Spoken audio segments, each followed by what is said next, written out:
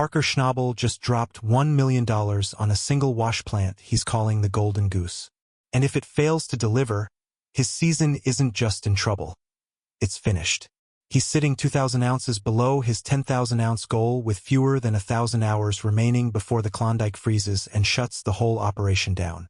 He already shut down the Golden Mile, his most productive cut, weeks ago, and that call cost him dearly in output.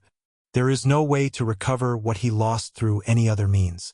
There is no backup plan, no spare machine, no alternative cut to open up. Every decision Parker has made this season now hinges on one brand new wash plant that hasn't processed so much as a single yard of pay dirt. Still being put together. The countdown has already begun. It's come at a very good time because we have a lot of sluicing to do. And this plant, I'm sure it's going to get the job done. The $1 million machine arrives. The plan for the rest of the season is locked in. Parker parks Lucifer for the year.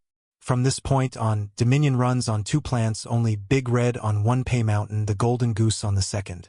As far as firing a 4th plant up goes, Lucifer is ready to fire back up. But we're actually not going to. We're going to park it for the season. We'll finish up on Dominion with the Golden Goose plus Big Red in the Golden Mile. The Golden Mile has been stripped down to its very last scrape of earth. Jeff and the crew spent 3 solid weeks pulling every last yard of pay out of that cut and piling it into 2 enormous stockpiles sitting 4,000 feet apart from each other. The gold is locked inside those mountains. The only thing left to do is wash it out before the season runs its course. There are close to 1,000 hours of sluicing sitting in those piles. There are not many more than 1,000 hours left before the season is over. In theory, the numbers line up. In theory, it should be everything Parker needs right now. In theory. But every hour the Golden Goose sits unassembled is another hour of pay that never moves. The payloaders are prepped. The pay dirt is stacked and ready. The machine is the bottleneck. Jeff and his mechanics are working through the final stages of assembly on site, bolting on the last remaining sections of the new plant, while Parker's mining crew simultaneously hauls the final loads of Golden Mile pay 1/3 of a mile across the property to the stockpile. These 2 operations need to wrap up in near-perfect coordination. If the pay isn't fully moved before the Golden Goose fires up, the plant sits there running with nothing to process. If the plant isn't ready when the pay arrives, the payloaders have nowhere to offload their loads and end up circling uselessly. Every delay in one operation compounds the pressure on the other. The tension in camp is written across every face. Jeff watches the crew work and understands exactly what is riding on this. If the Golden Goose doesn't get up and running this week, Parker's season will not recover. The clock is ticking. Getting the Golden Goose positioned onto its pad is its own logistical challenge. Tyson carefully guides the massive plant into place across the frozen ground, making small, precise adjustments until the alignment is right. 2 feet on the other side. Turn toward the front. Keep going a bit more. That's good.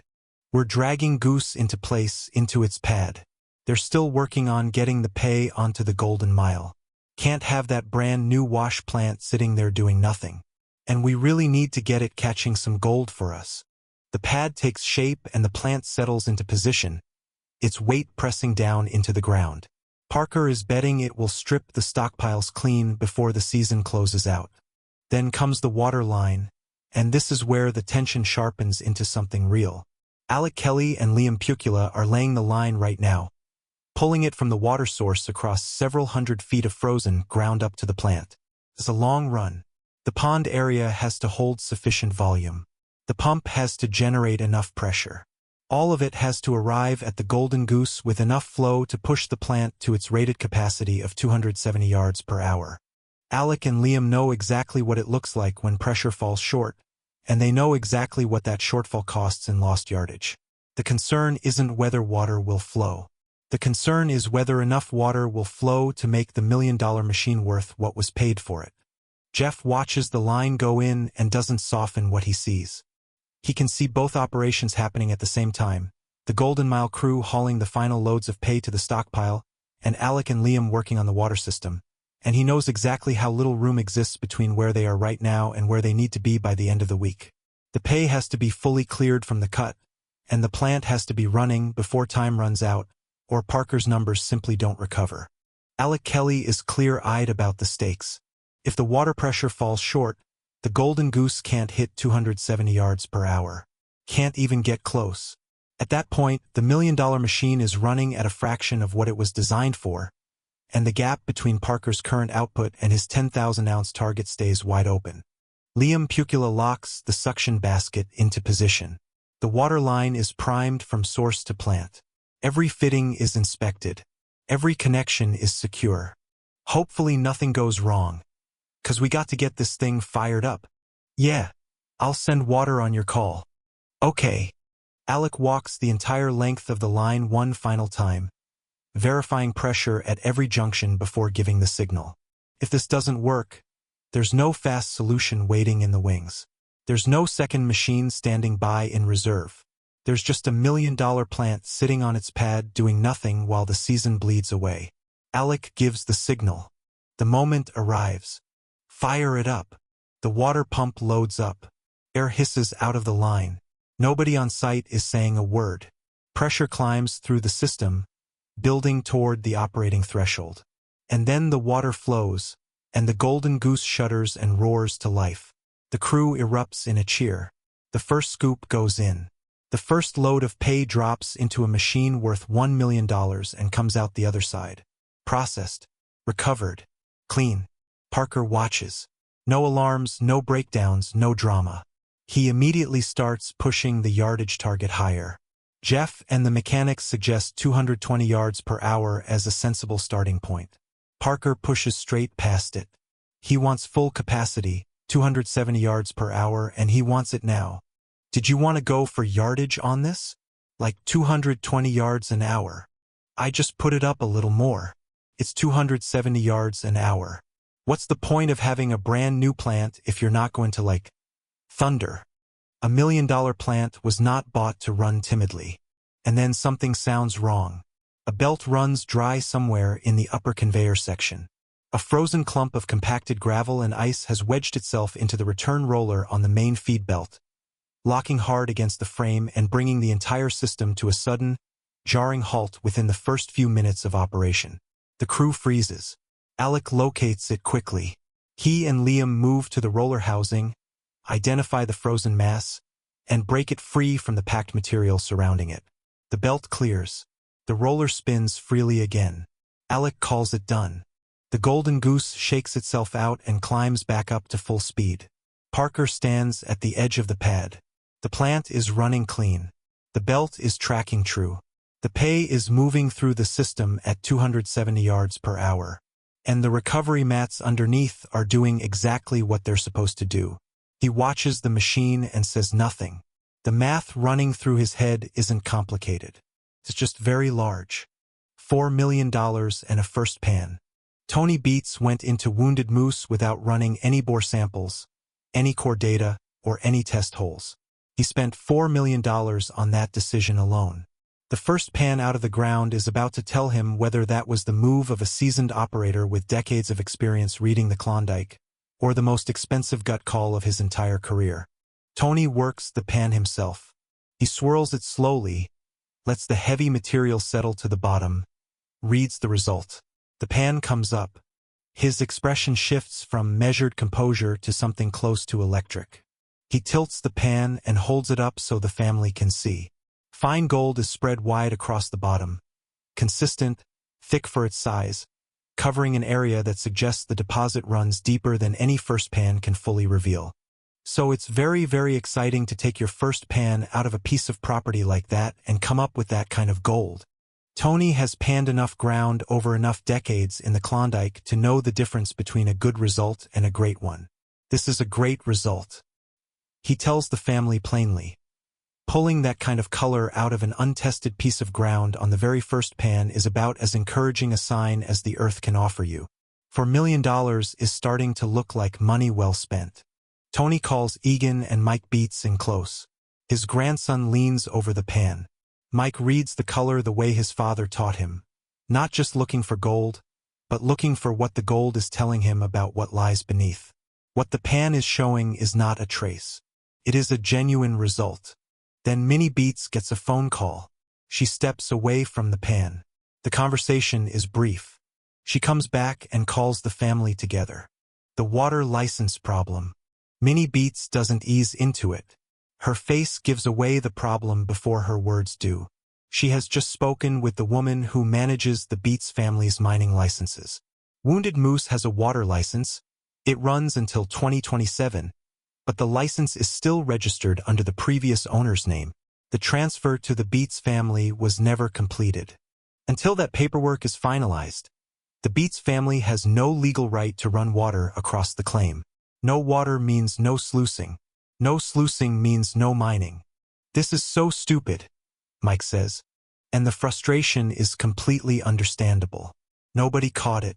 Nobody checked. The previous owner had the license in their name. The deal closed for $4 million, and the transfer of paperwork simply never happened. Mike absorbs this and starts calculating what remains of the season. Whatever window he had at Wounded Moose is closing fast while the license transfer slowly works its way through the system. Tony doesn't let the frustration drag on. He cuts it short. The claim is not going anywhere. The gold is not going anywhere, and crying over it changes nothing. No use crying over spilled milk. It is what it is, man. It would have been nice to just see what was in there and see whatever we bought. But hey, that is not going to happen. We got no license. In the meantime, we might as well go make some money. What do you think? Yeah. The family splits up and goes back to the claims that are actually licensed and operational. Wounded Moose goes quiet. For Tony, it's a delay. For Mike Beats, it's something harder than that. Mike's dream on hold. 2 weeks ago, Mike delivered 121.56 ounces running a cut on the hill.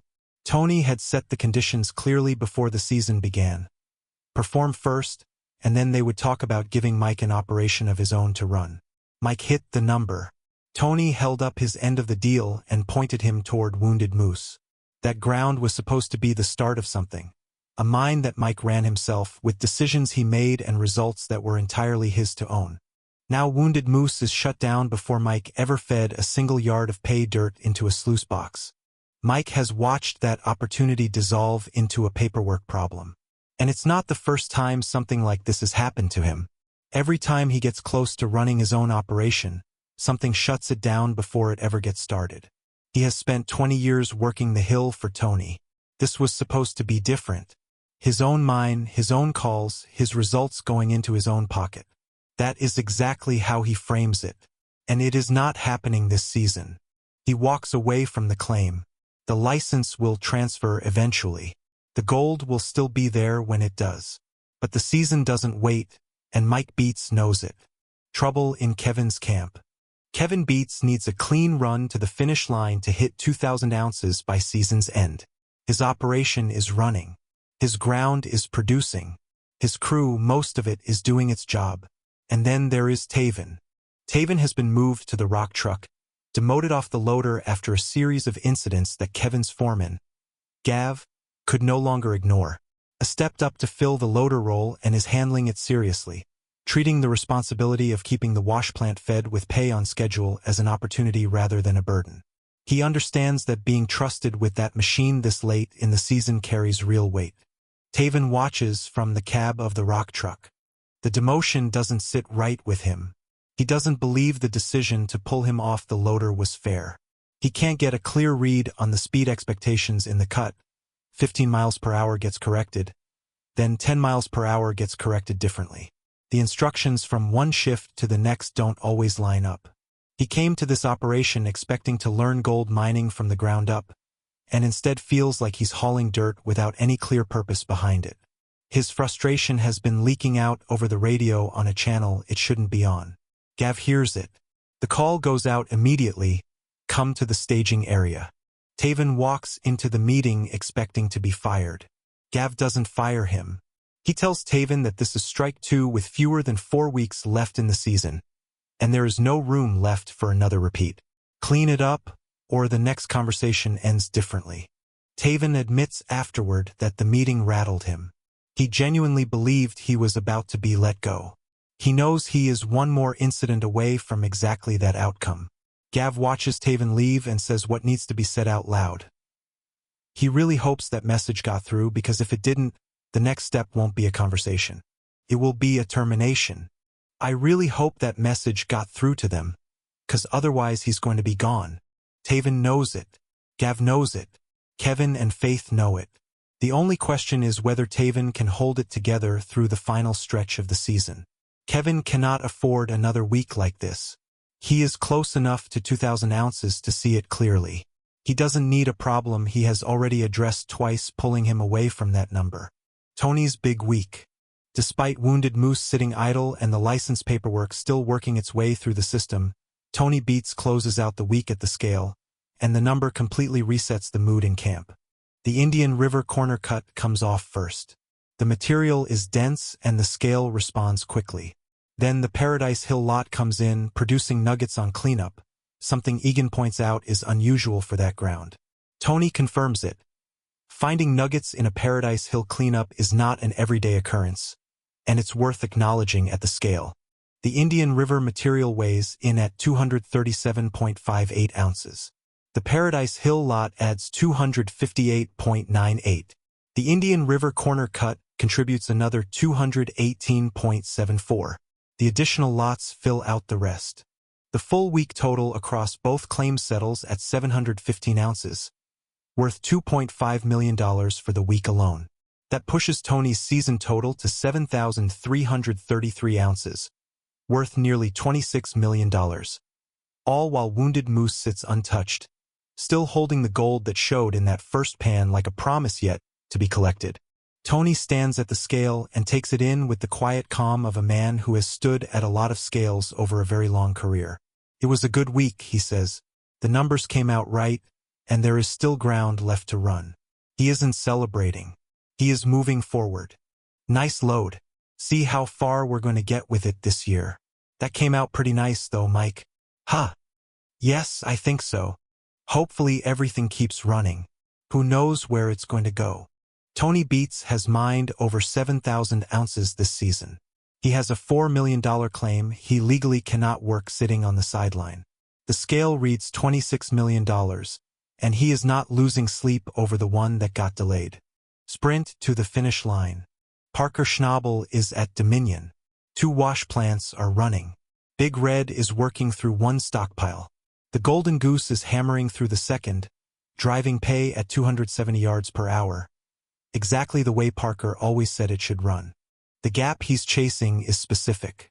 He needs 10,000 ounces by the end of the season, and he's roughly 2,000 ounces short. At current gold prices, that gap represents approximately $7 million. To close it, the Golden Goose needs to run near perfectly across every remaining processing hour. No extended downtime, no repeat mechanical failures, no more frozen clumps jamming the return rollers. Nothing that takes the belt offline for more than the bare minimum of time it takes to clear the problem and get back up to speed. Jeff is running plant operations on the ground. Alec Kelly and Liam Pucula are maintaining the water system, watching the pressure hold steady. Tyson is on the payloader, moving material from the stockpile to the feed hopper without pause. Every position at Dominion is filled. Every machine is working. The operation that looked like it might be falling apart when the Golden Mile went dark 3 weeks ago is now running at full 2-plant capacity. And the pay mountains sitting 4,000 feet apart are not small. There is close to 1,000 hours of processing locked in those piles. There are fewer than 1,000 hours left in the season to get through them. The math leaves no margin for error whatsoever. $1 million machine. $1 million gamble. The entirety of Parker's season comes down to whether the Golden Goose can hold its speed, its uptime, and its recovery rate across every remaining shift until freeze-up forces the operation to stop. Parker watches the Golden Goose run clean. The belt is tracking true. The recovery mats underneath are loading up with gold. The pay is moving from the pile through the machine and into the sluice box exactly the way it was always meant to. He doesn't say anything. The pay mountains are enormous. The hours remaining are finite. And every yard the Golden Goose processes between now and freeze up is one more yard that closes the distance between where Parker is and where he needs to be. The number in his head isn't complicated. It's just very large. And the window to hit it is shrinking by the hour. Parker Schnabel spent $1 million on a gamble. He has done everything within his power to make it pay off. The Golden Goose is running. The pay is stacked. The clock is ticking. 2,000 ounces.